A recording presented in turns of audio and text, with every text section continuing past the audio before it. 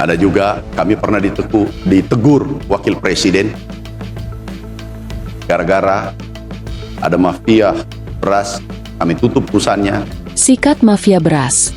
Mentan Amran malah dimarahi Wapres.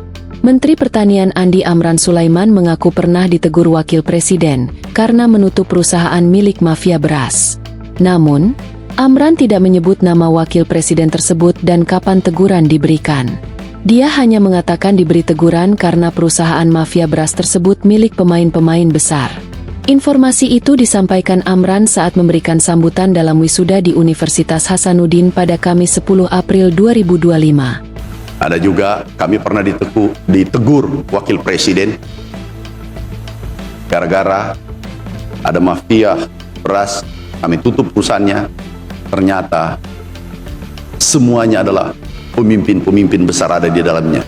Kata Amran dipantau lewat YouTube Universitas Hasanuddin pada Jumat, 18 April 2025. Dia mengaku dimarahi karena menutup perusahaan tersebut.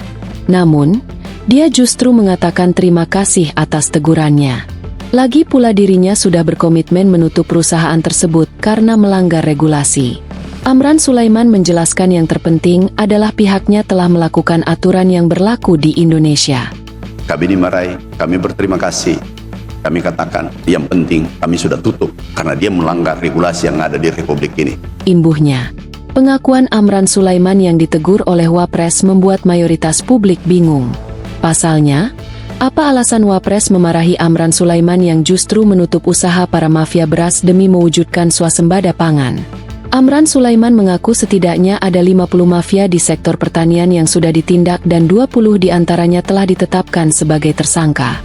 Tak hanya beras, mafia-mafia ini juga menggasak minyak goreng hingga pupuk. Amran Sulaiman juga membeberkan bahwa ada pejabat di lingkup Kementerian Pertanian yang dipecat karena terlibat dengan mafia pertanian. Jika dirinya tidak bersikap tegas dengan mafia pertanian, maka sektor pangan yang menjadi pondasi kestabilan negara dapat terancam. Bayangkan, kalau harga beras naik saja Rp20.000, negara ini bisa dalam keadaan terancam. Saya selalu katakan, kenapa kalau sektor pertanian bermasalah, negara juga akan bermasalah, jelasnya.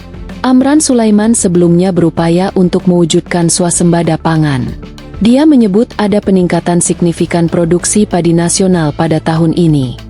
Capaian bulan Maret meningkat dari 900-an ribu hektar menjadi lebih dari 1,2 juta hektar dibandingkan tahun sebelumnya, ujar Amran dalam keterangan tertulis pada Rabu, 9 April 2025. Download Tribun X sekarang, menghadirkan lokal menjadi Indonesia.